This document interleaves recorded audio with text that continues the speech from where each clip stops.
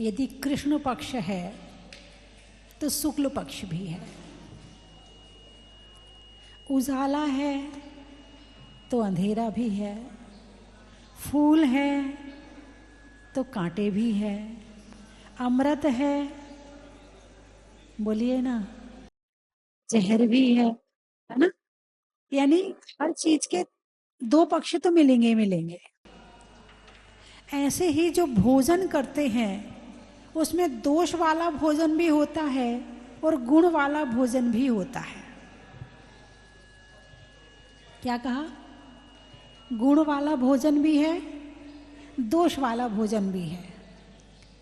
तो गुण और दोषों का विचार एक मनुष्य कर सकता है, पशु पक्षी नहीं कर सकते हैं। ये खाना है, ये नहीं खाना है, ये अच्छा है, ये बुरा है, ये स्वास्थ्य के लिए ठीक है, ये स्वास्थ्य के लिए हानिकारक है। ऐसा पशु पक्षी, उन्हें तो घास मिली तो घास खा ली, रोटी मिली तो रोटी खा ली, सब्जी के छिलके मिले तो सब्जी के छिलके खा लिए, पन्नी के अंदर रखे हैं वो छिलके तो पन्नी सहित खा लिए। तो जो पशु पक्षी हैं उन्हें जो मिलता है वो खा लेते हैं। उन्हें ज्ञान नहीं है कि क्या खाना और क्या नहीं खाना, क्या शाकाहारी है, क्या मांसाहारी है। भाई ऐसा काम करो जिसमें तुम्हें भी कष्ट ना हो, औरों को भी कष्ट ना हो, है ना, ऐसे ही कहा जाता ना। तो भोजन में भी गुण और दोषों का विचार करना जरूरी है। 5 समितियों पर चर्चा चल रही है। 5 समितियों में अपने आज चर्चा करेंगे ऐषणा समिति। कौन सी समिति? ऐषणा समिति। 5 होती, एरिया समिति, भाषा समिति, ऐषणा समिति। तो अपनी 2 पर काफी दिन से चर्चा चल रही थी। आज चर्चा करेंगे भोजन पर। किसके भोजन पर? श्रावक के या साधु के या अन्य के? अभी समिति किसकी चर्चा चल रही? समिति में मुनिराजों की चर्चा चल रही है ना। तो भगवान महावीर ने श्रावक के भोजन के विषय में भी बताया है और साधु के आहार के विषय में भी बताया है। ज्ञान करना बहुत जरूरी है। भोजन करना अलग बात है और ज्ञान पूर्वक भोजन करना अलग बात है। भोजन करने से कर्मों का बंध भी होता है और भोजन करने से कर्मों की निर्जरा भी होती है। दोनों काम, भोजन दोनों कर रहे हैं, लेकिन एक के कर्मों की निर्जरा हो रही है और एक के कर्मों का बंध हो रहा है। सबसे पहले तो भोजन का उद्देश्य याद रखें कि भोजन क्यों करना चाहिए। बोलिए, आप बताइए, भोजन क्यों करना चाहिए? यदि भोजन नहीं करेंगे तो क्या होगा? अरे बोलिए ना। शरीर में शक्ति नहीं रहेगी तो साधना भी नहीं होगी। तो भोजन क्यों किया? देख लो, साधना के लिए किया या स्वाद के लिए किया? साधना के लिए किया तो उसका अलग अभिप्राय है।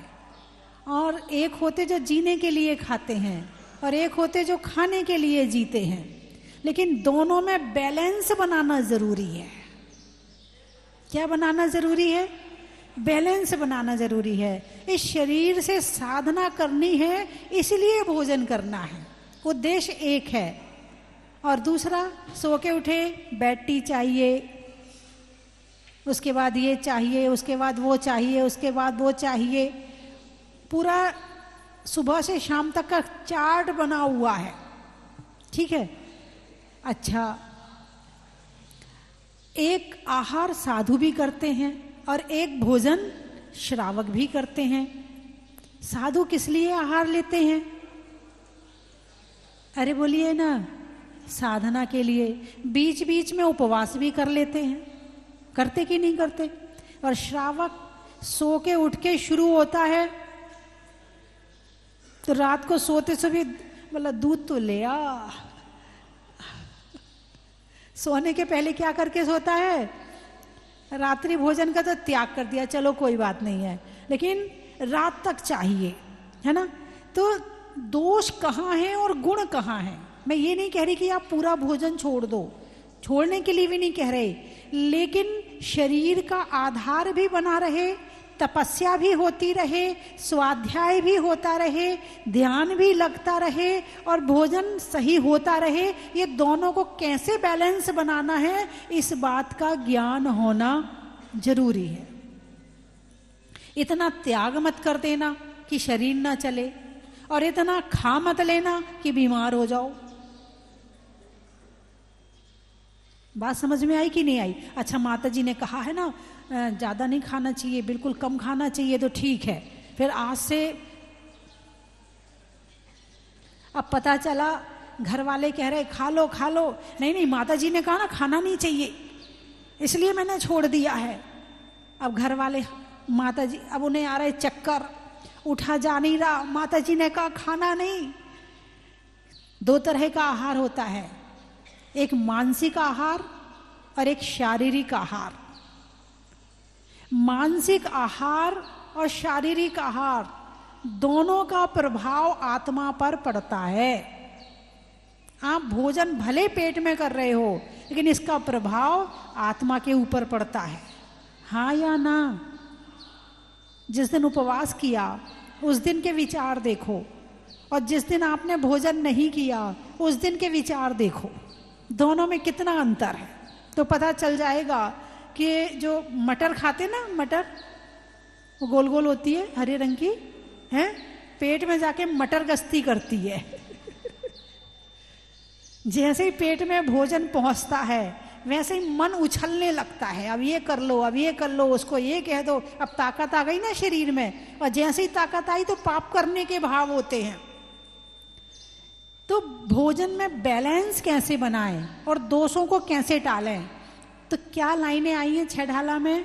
46 दोष बिना सुकुल, श्रावक तने घर अशन को, ले तप बढ़ावन हेतु नहीं, तन पोसते तजी रसने को।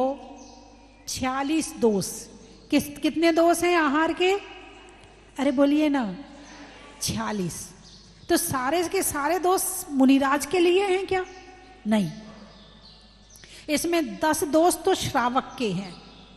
श्रावक भी गड़बड़ करता है, और क्या गड़बड़ करता है? ऐषणा समिति में आप देख लेना, किसी से उधार लेके मत आना, किसी से मांग के मत लाना, हैं? अपने कपड़े बेच के भोजन मत खरीदना, घर के बर्तन बेच के भोजन मत खरीदना। भाई नहीं है, लेकिन आहार देने की भावना, ये भी दोष में आ गया।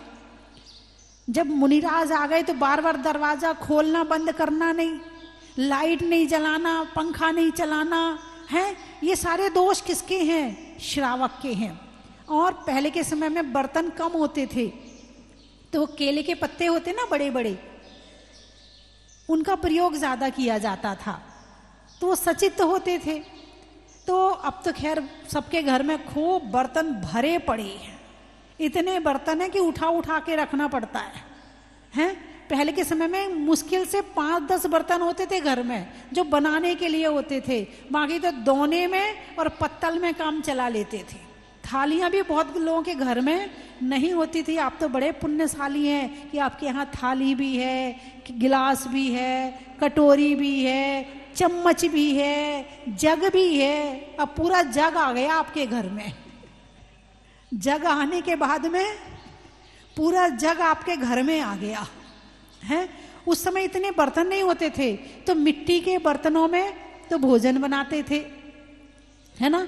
मिट्टी के तवे पर रोटियां बनाते थे, और जो खाने के थे वो पत्तल आदि होते थे, या जो केले के पत्ते होते हैं उन आदि में काम करते थे। तो जो दोष में आया उस समय जो चलता था उसके हिसाब से लिखा हुआ है कि उसमें भोजन नहीं रखना, पत्ते से भोजन को ढकना नहीं, और इस तरह के बहुत सारे दोष इसके भी हैं। तो श्रावक से संबंधित जैसे तुम्हारे घर में खराब थोड़े कमजोर चावल हैं, पड़ोसी के यहाँ अच्छे चावल हैं, तो तुमने क्या किया, बहन मेरे से ये 2 किलो चावल ले ले और अच्छे वाले चावल 1 किलो दे दे, मुझे आहार लगाना है, मुझे चौका लगाना है। तो इस तरह के दोष होते हैं। मान लो चिकना बर्तन है, आपने जमीन में रख दिया, फिर उसी से आपने किसी वस्तु को ढक दिया, तो जमीन में जो गंदगी थी वो उसमें चिपक गई, और उसमें चिपक गई तो वो उसमें आ गई, है ना। जैसे रोटी बना रहे हैं और हाथ में जो आटा वगैरह लगा हुआ है, जाके महाराज जी को आहार दे दिया। तो इस तरह बहुत सारे दोष हैं जो श्रावक से संबंधित हैं। 16 उद्गम दोष है ना, वो श्रावक से संबंधित हैं, और 16 उत्पादन दोष जो मुनिराज से संबंधित हैं। 10 आहार संबंधी दोष, कभी बाल निकल गया, कभी चींटी निकल गई, कभी कुत्ता का चौके में आ गया, कभी बिल्ली चौके में आ गई, कभी चूहा पांव के बीच से निकल गया। तो इस तरह मुनिराज से संबंधित दोष हैं, है ना। तो इस तरह से 46 दोषों को टाल करके मुनिराज आहार लेते हैं। मुनिराज को उद्देश्य करके आहार नहीं बनाना। क्या? मुनिराज को उद्देश्य करके, भाई हम चौका लगा रहे, आज महाराज जी, वो वाले महाराज जी आएंगे ना, आज उनके लिए ये बनाएंगे, आज उनके लिए ये बनाएंगे, आज उनके लिए ऐसा करना है। ये श्रावक संबंधित दोष है ना। उद्दिष्ट आहार कहते हैं। कैसे बनाना? भाई हम अपने लिए बना रहे हैं, और जो भी संत आएंगे, जो भी साधु आएंगे, हम उनको आहार कराएंगे। ऐसा विचार करके आहार बनाना चाहिए। ऐष्णा समिति के जो चारित्र शुद्धि विधान है, उसमें ऐष्णा समिति के जो सारे ये 46 दोष हैं, उसको दूर करके आहार लेते। इस तरह उसमें पूरे अर्घ आए हैं। यदि आपको अच्छे से समझना है तो चारित्र शुद्धि विधान में बहुत अच्छे से समझ में आ जाएगा। या फिर छेढाला आप पढ़ें तो छेढाला में भी जो विशाल बड़ी छेढाला होगी अर्थ सहित, उसमें आ जाएंगे 46 दोष। वैसे आप अपने दोष पढ़ें तो ज़्यादा अच्छा है। और ये पढ़ना इसलिए जरूरी है कि 16 जो उद्गम दोष आपके बताए हैं, तो आप उसको दूर कर सको, इसलिए पढ़ना आपको जरूरी है। तो गुण और दोषों को देखना, और देख करके दोषों को अलग करना, और गुणों सहित आहार देना, ये श्रावक का कर्तव्य है। और साधु तो अपना पालन कर ही रहा है। बाल आता है तो छोड़ देते हैं, जीव आता है तो छोड़ देते हैं, है ना। और इसी तरह और भी कोई अंतराय के कारण आते हैं तो भी छोड़ देते हैं, है ना। तो श्रावक को भी कैसा भोजन करना चाहिए? अरे बोलिए ना, अशुद्ध की शुद्ध? बोलिए ना, शुद्ध भोजन करना चाहिए। शुद्ध भोजन किसे कहते हैं? कौन सी होटल का भोजन शुद्ध है? अरे बोलिए ना। नहीं, ये वाली होटल का भोजन बहुत शुद्ध रहता, बिल्कुल सही है। तो कौन सी होटल है? जैन होटल का नाम रख लिया जैन, और तुम पहुंच गए वहां। अब तो बहुत सारे लोग जैन नाम रख लेते हैं ताकि जैन ही हमारे यहाँ आए, क्योंकि जैनियों से अच्छा मिल जाता है इसलिए। और जैनी बड़े शौकीन होते हैं। किस चीज के शौकीन होते हैं? हाँ, बिल्कुल सही बता रही हूं। बहुत शौकीन होते हैं खाने के। कहीं जाएंगे, यदि किसी मुनिराज के दर्शन करने किसी शहर में गए हैं या किसी तीर्थ के दर्शन करने गए हैं, तो वहां जाकर ये जरूर पूछते, यहाँ खाने की कौन सी चीज प्रसिद्ध है, कौन सी चीज फेमस है यहाँ की? बोले हाँ या ना है। कोटा की कचौड़ी विदेश तक जाती है। भाई कोई जा रहा है यहाँ से, कोटा से विदेश जा रहा है, और उसका रिश्तेदार विदेश में रहता है, बोले भाई क्या लेके आना? कचौड़ी ले आना।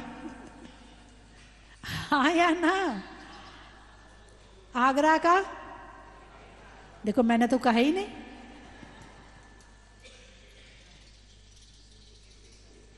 और वो हल्दीराम की है, बड़े शौकीन हैं खाने के। और जितनी होटल खुल रही है ना, ये उन्हीं शौकीनों के कारण खुल रही है। कम से कम पोहा खाते थे, कचौड़ी खाते थे, कम से कम मांसाहार का दोस्त तो नहीं लगता था। लेकिन अब तो और नहीं पता कि उसमें डाला क्या जा रहा है, बस मशीन से निकालो और खा लो। चलो कचौड़ी का तो पता है, सामने गरम गरम बन के आ रही हैं तो खा लो, और ये कहीं ले जा रहे तो एक दिन पुरानी होंगी, कि जो मशीन से निकल के आ रहा है उसका तो पता ही नहीं वो बना कब है। पैकेट में कितने महीनों पहले पैकेट में बना बना के रख देते हैं, और आपके बच्चे हाथ डाल डाल के, मैंने देखा है बच्चों को खाते हुए, सी करते जा रहे और खाते जा रहे, मिर्ची खाते जा रहे, फिर पेट की आंतें खराब हो जाती हैं, फिर उनको, छोटे छोटे बच्चों को पाइल्स की प्रॉब्लम हो जाती है, छोटे छोटे बच्चों को। क्यों हुई? अरे बोलिए ना, हैं? गलत भोजन से छोटे छोटे बच्चों को पाइल्स की प्रॉब्लम हो रही है। फिर डॉक्टर के यहां दिखाओ, फिर पूरा छूट जाता है। क्या होता है फिर? अब अभी बचपन है, पेट की आंतें कमजोर हैं, उस पर लोड ज्यादा पड़ गया। अब जिसने अब बचपन में कंट्रोल नहीं रखा, वो जवानी में कुछ नहीं खा पाएगा। यदि पूरी जिंदगी पेट को सही रखना है तो बचपन में सावधानी रखनी बहुत जरूरी है। जब तक वो पूरा बड़ा नहीं हो जाता है, जब तक उसके पेट की आंतें मजबूत नहीं हो जाती हैं, तब तक यदि उल्टी सीधी चीज खिलाओगे, पेट की आंतें खराब हो जाएंगी, कहीं छेद हो जाएगा, कहीं सुकड़ जाएंगी, कहीं फैल जाएंगी, कुछ भी हो सकता है। ये जो आप खा रहे हैं ना, यदि बच्चों को सुधारना है तो आपको भी छोड़ना पड़ेगा। तो साधु को क्या आहार देना चाहिए? जो श्रावक अपने लिए बनाता है। क्या क्या व्यवस्था आई है? साधु के निमित्त से नहीं बनाना। क्या खिलाना है साधु को? जो तुमने अपने लिए बनाया है। लेकिन अब जो तुमने अपने लिए बनाया है वो तो तुम खिला भी नहीं सकते हो, क्योंकि इतना अशुद्ध होता है, इतना अशुद्ध होता है, इतना अशुद्ध होता है कि वो खाने लायक ही, जब श्रावक के खाने लायक नहीं है तो साधु को कैसे खिला सकते? इसीलिए फिर ये चौका की व्यवस्था चल पड़ी। अब तो वो भी गड़बड़ हो रही है। अब तो मंदिर में एक रसोई बना देते हैं। अब हम घर में इतना फर्नीचर लगा है ना, कौन यहाँ वहाँ करे। घर में तुम्हारे जो मेहमान हैं उनको बैठने के लिए जगह है, तुम्हारे यहाँ जो बाहर से लोग आते हैं उनके लिए सोने के लिए जगह है, उनके खाने की बड़ी बड़ी व्यवस्था है, सोफा सेट बनाया लाखों का, सब कुछ किया, लेकिन आपने साधु की व्यवस्था नहीं करी कि साधु मेरे घर आएगा तो मैं कहाँ बिठाऊंगा। साधु को यदि आहार करवाना है तो वो कौन सा कमरा होगा जहां उन्हें बिठा के मैं आहार करवाऊंगा, जहां मैं चौका लगा सकूं। अब तो वैसे ही वो क्या कहते हैं, वो फ्लैट चल गए, फ्लैट। क्या कौन सी मंजिल में रहते? 25वीं में रहते। माता जी चौका कैसे लगाएं? अब वहां तो महाराज जी जा नहीं सकेंगे, और कुछ की ज्यादा भावना होती है तो जबरदस्ती महाराज जी हमारा घर पवित्र हो जाएगा, 25 मंजिल चढ़ा देता है। महाराज जी को एक टाइम आहार करना है और 25 मंजिल चढ़ा दिया। एक बहन जी आई, बिल्कुल सच्ची घटना बता रही, बोले हमारे घर में 5 उपवास का पालना हुआ। कितने उपवास का? 5 उपवास का पालना हुआ। वो तो बस महाराज जी की मेहरबानी है कि हो गया। भैया क्या मेहरबानी है, हम ना 28वीं मंजिल पे रहते हैं और 5 उपवास के बाद में महाराज जी को 28 मंजिल पे चढ़ाया।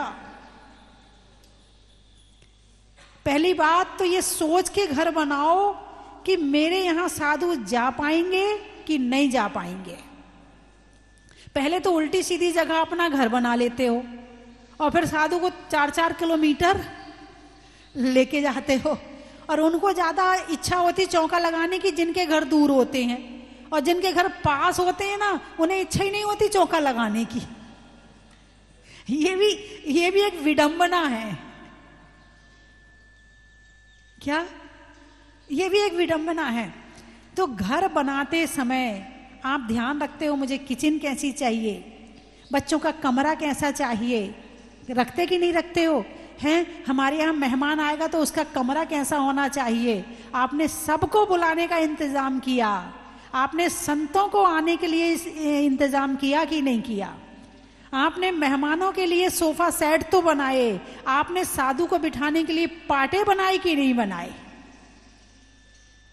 नहीं तो जब चौका लगता है, अरे उसके यहाँ से पाटे मांग के ले आ, उसके यहाँ से ये मांग के ले आ, उसके यहाँ से बर्तन मांग के ले आ, उसके यहाँ से ये मांग के ले आ। चौके की ये व्यवस्था नहीं है। चौके की व्यवस्था है कि हमारे घर में सारी चीज होनी चाहिए। यदि आपने साधु के निमित्त से, भले आपने बनाया कि पाटा बनाना है और आपने 5-7 पाटे बनवा के रखे, अब साधु आए ना आए, लेकिन आपके दिमाग में साधु तो बने रहेंगे। अरे जब भी आएंगे इस पाटे पर बिठाएंगे, और वो पुण्य का जो एक जोड़ है वो जुड़ गया और वहां से पुण्य आना शुरू हो गया। बात समझ में आई कि नहीं आई? आई ना। साधु को घर घर है, लेकिन घर शुद्ध कब होता है? जब किसी संतों के चरण पड़ते हैं। एक होता है मरघट। मरघट किसे कहते हैं?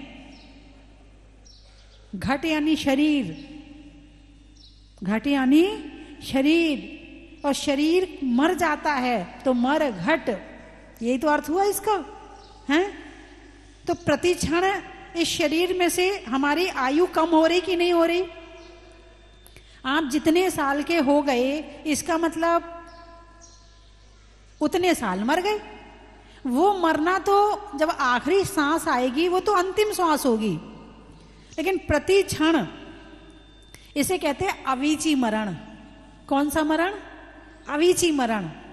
तो अवीची मरण का मतलब होता है कि जितनी श्वास हम छोड़ते जा रहे हैं उतनी श्वासों में हम मरते जा रहे हैं। आप जिसे मरना कहते हैं वो अंतिम श्वास है। वो क्या है? वो अंतिम श्वास है। लेकिन जितनी सांसें हमने छोड़ दी हैं हम उतना मर गए हैं। तो मर घट, घर में हम प्रतिक्षण सांसें छोड़ रहे कि नहीं छोड़ रहे? तो मरघट क्या है? शमशान मरघट है या घर मरघट है? नहीं, मैं नहीं कह रही, नहीं मैंने तो नहीं कहा ना। मैं तो थर्मामीटर दे देती हूं, आप लगा के देख लो, सही है तो ठीक है, नहीं तो मेरा मुझे वापस कर देना, है ना।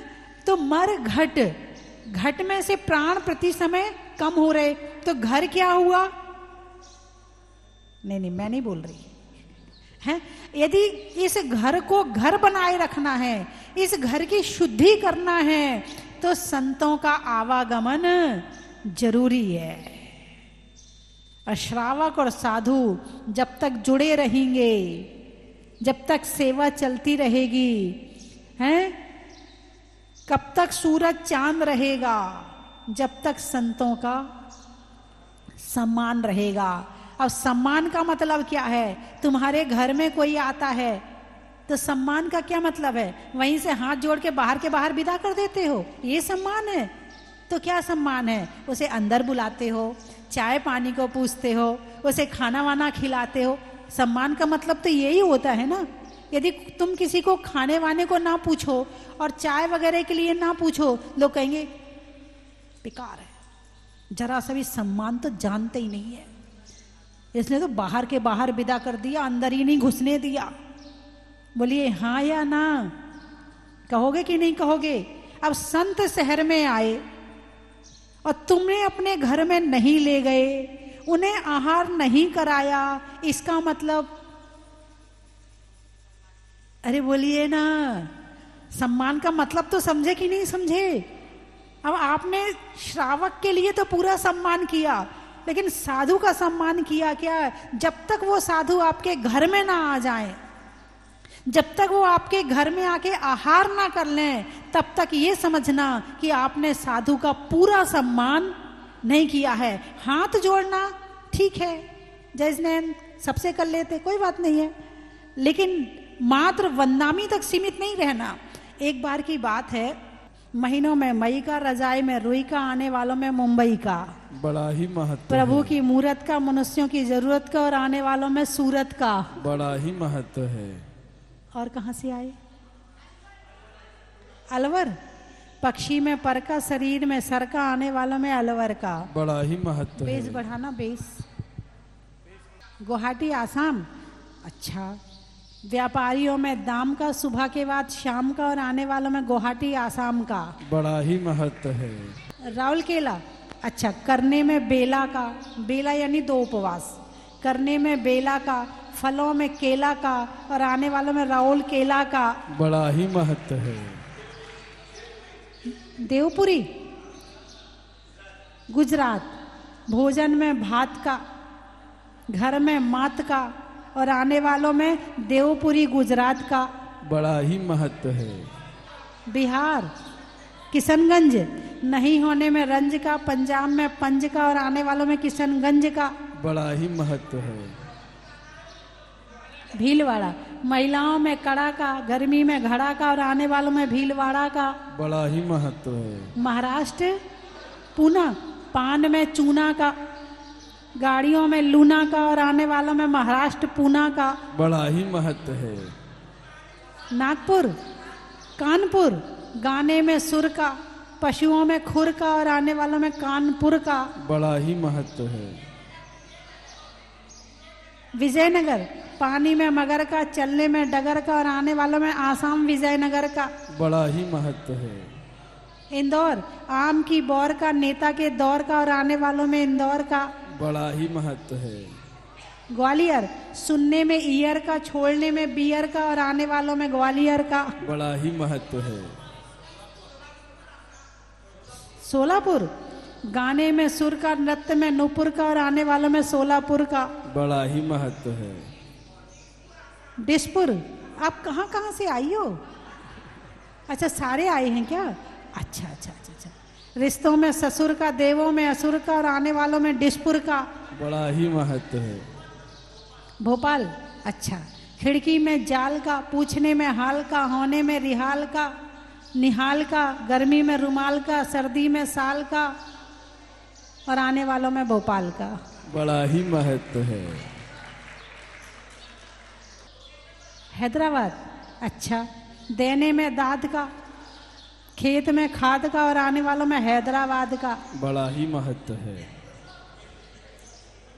मंदसौर, सूर्य में सौर का, नहीं होने में बोर का, और आने वालों में मंदसौर का। बड़ा ही महत्व है।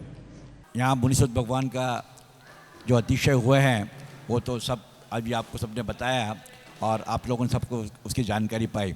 मैं भी अपना अनुभव बताता हूँ कि यहाँ पर मुनीश्वर भगवान के प्रतिमा निकलने के बाद में हम उनसे बाद में जुड़े, तो हमारे अपने जीवन में एक अतिशय हुआ।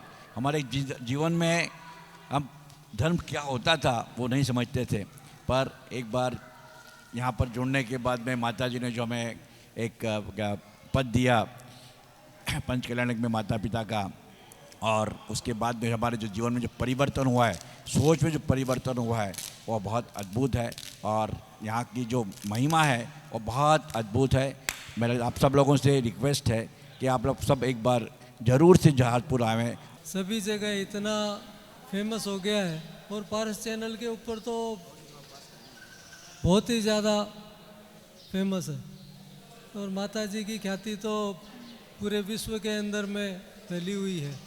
मैं इसके लिए और क्या बोलूं। शांति देवी, राजेश जैन, सीमा विकास, जिनल, परीना, नव्या, रमन, संस्कृति, भव्या जैन, गया सर परिवारस्य, श्री बिंदु पाटनी, लवली परिवार एवं नितेश जी, राकेश जी, अंदीप जी, राजेश जी, छावड़ा, किशनगढ़ सर परिवारस्य, श्री विनोद जी, स्मिता जी, अभिषेक जी, शिवांगी, प्रासुक जैन, पारस चैनल वाले, तोरडी वाले कोटा सर्व परिवारस्य, एवं श्री बबलू जैन, उषा जैन, दातड़ा सर परिवारस्य, पंकज जी, रेखा चौगानी, वैवाहिक वर्षगांठ के उपलक्ष्य पर जयपुर सर्व परिवारस्य, मान देवी, पवन, पुष्पा, अंशुल, प्रज्ञा, आश्वी, पूजा, आरवी, वीर गोधा परिवार, समस्त गोधा परिवार विजयनगर सर परिवारस्य, रानी अखिलेश अतिशय अंतस जैन अंतरा जैन गोटेगांव सर्व परिवार से मनीष जी सोनाली जी दीक्षा श्रुति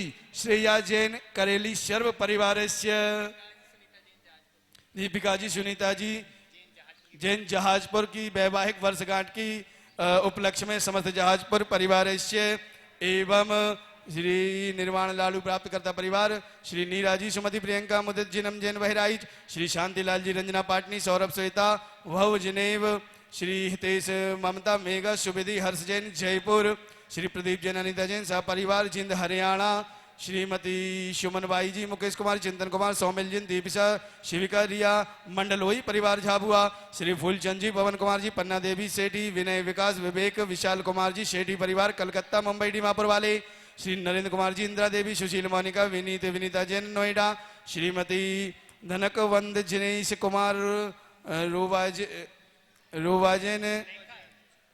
रोबाजैन द्रवित जैन शैली जैन खुशिका जैन ढोलिया नैनवा सर परिवार से अमर चंद जी जैन इंदौर राकेश जैन ऋतु जैन संजय जैन सह परिवार कोटा वाले सर परिवार से रमेश चंद जैन धर्म प्रकाश जैन प्रसन्नलता डिम्पल काजल मनीष अखिल लक्ष्य पर्व प्रक्षाण मेहरू कला वाले सर्व परिवार से एवं कल सायंकाल महाआरती सौभाग्यकर्ता परिवार महाआरती करता परिवार श्री सुरेश जी आभा रानी जैन सौरभ अनुभा शारांश अहिरा अंशिमा सात्विक जैन गंगवाल समस्त गंगवाल परिवार जयपुर वाले एवं द्वितीय महाआरती करता श्री JK जैन कोटा वाले सर्व परिवार से एवं भक्तांबर सौभाग्यकर्ता परिवार श्रीमान मनाली जी सेठी आदि रोते श्रविक महाजन धीरज जी रोडे परिवार जयसिंहपुर सह परिवार से अक्षिता जी पाटिल पूजा बड़गावे सुजाता नटवे जयसिंहपुर सुशील जी महावीर जी सेठी परिवार सविता सेठी पल्लवी ईशानवी रायबाग श्रुति प्रीतम जी आर विजयन कर्नाटका विजय जी जैन कानपुर ज्ञानमती देवी उदित जी अजमेरा यशिका जैन किशनगढ़ सह परिवार से सिद्धार्थ जी आंचल जी बगड़ा परिवार बेंगलोर की पुत्र की स्वास्थ्य लाभ हेतु संतोष जी मीना जी बगड़ा परिवार डीमापुर श्रीमती मीना देवी जैन के स्वास्थ्य लाभ हेतु सोहन लाल जी मालेड़ा सह परिवार से श्री पदमचंद जी राजू देवी मनोज जी आशा जी वानी हर्षा विधि जी पांड्या परिवार गुवाहाटी सह परिवार से स्वीटी जैन अभिषेक जैन मुरार स्वास्थ्य लाभ हेतु ग्वालियर निखिल जी अखिल श्रुति गीता आरवी मनोज जी लता जी जैन सह परिवार भिवाड़ी की कर्नाटका बबीता जी अनीस जी रे केनू करुणा अरहन जैन कोटा राजेंद्र जी वीना जी आश्रय स्नेहिल इवान किरण तृप्ति आरव कुसुम अवलंकी परिवार हुगली कर्नाटका वंदना जी पूजा जी प्रक्षा विराग जी शीतल पाटिल परिवार निर्वाणी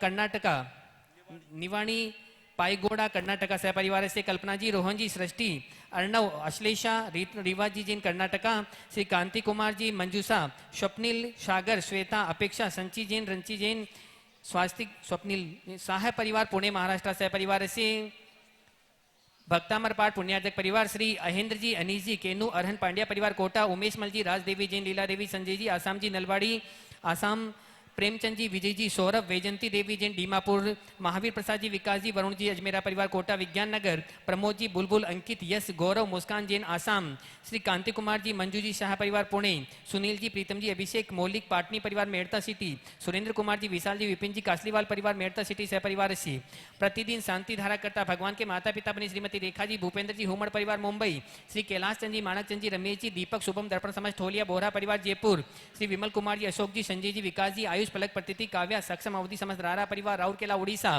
श्री तरुण जी रजनी जी अनुराग जी प्रतीक्षा जी काला अंकुर मनसा आरवीर पाटनी परिवार मुंबई श्री अशोक जी संतोष देवी आशुतोष नीतिशा आशीष रीतिका विदिशा नित्यांश आश्वी जसित विनायका परिवार सूरत बांसवाड़ा से संघवी श्री सुरेश कुमार जी अंजना जी ललित अरुणा विशाल शालिनी सेलेन टीना जलज दीपार्थी हर्ष किंजल मुक्तेश निराली अनुभव लक्ष्य दीपांशु विपुल वेदी ग्रंथ समाज संघवी परिवार स्वर्गीय श्री नरेंद्र जी पुष्पा जी अजय जी बबीता जी अजय मंजू कमल पूनम आरुषि श्रेया अभिषेक निकिता रिया देवान सौम्य संयम जैन लक्ष्मीनगर दिल्ली श्रीमती अनुजी जैन बच्चू सिंह जी गीता जैन अनुजी के स्वास्थ्य लाभ हेतु अनिल राखी परिवार अलवर मनीष जैन के स्वास्थ्य लाभ हेतु बाकरा सीमा जी सचिन जी जिनके स्वास्थ्य लाभ हेतु कोटा, सिंपी जिनके स्वास्थ्य लाभ हेतु कोटा, ईशा जी ईशान जी जिन बेंगलोर स्वास्थ्य लाभ हेतु, श्री विमल चंद जी छाबड़ा शकुना देवी छाबड़ा के स्वास्थ्य लाभ हेतु समस्त छाबड़ा परिवार विज्ञान नगर कोटा सह परिवार से स्वर्गीय मातुश्री मेना देवी ठोलिया, धर्मपत्नी स्वर्गीय श्री मदन लाल जी ठोलिया द्वारा श्री ताराचंद जी, संजय जी, जितेंद्र जी, कमलेश जी आदि जी ठोलिया परिवार निमाज वाले ब्यावर सह परिवार से, श्री दौलत जी सेठी परिवार देवली सह परिवार से, परम पूजनीय आज परम पूज्य मुनिश्री वैराग्य सागर जी, सुप्रभ सागर जी महाराज, परम पूज्य गुरुमा गण्य का स्वस्ति भूषण माता स्वस्ति धाम में सत्संग विराजमान, यहाँ उपस्थित सभी भक्तगण, शांति धारा देखने वाले, करने वाले, बोलने वाले, टीवी के माध्यम से देखने वाले, देश विदेश के समस्त भक्तगणों की सुख शांति समृद्धि की कामना हेतु, समस्त विश्व में शांति हेतु, समस्त स्वस्ति धाम कार्यकर्ता गण सह परिवार से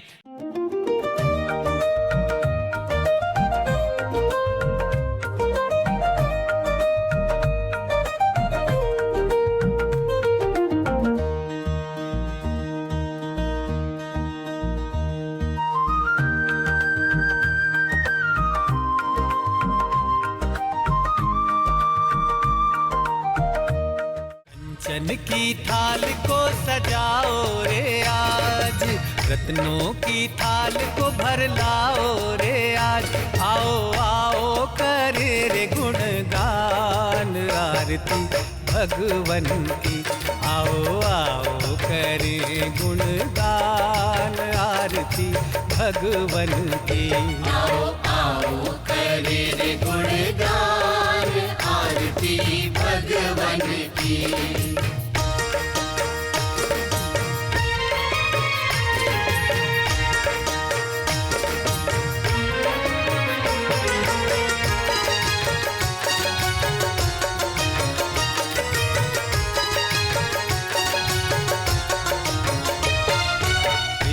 सुमित्र के राज दुलारे, माँ पद्मा जी के नैनों के तारे, पिता सुमित्र के राज दुलारे, माँ पद्मा जी के नैनों के तारे, राजगृही में जन्म लियो आप, राजगृही में जन्म लियो आप, आओ आओ मनाए खुशी आज आरती भगवन की, आओ आओ करे गुणगान आरती भगवन